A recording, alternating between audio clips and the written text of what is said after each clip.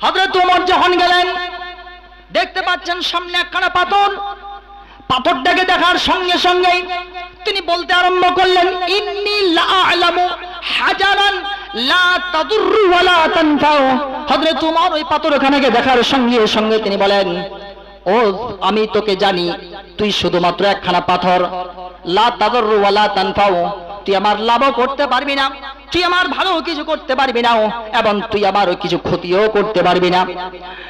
কিন্তু তুই যে একখানা পাথর, আমি তোকে এই জন্য শুধুমাত্র চুমু দিচ্ছি, কারণ আমি বিশ্ব নবী মুহাম্মদুর রাসূলুল্লাহকে দেখেছি।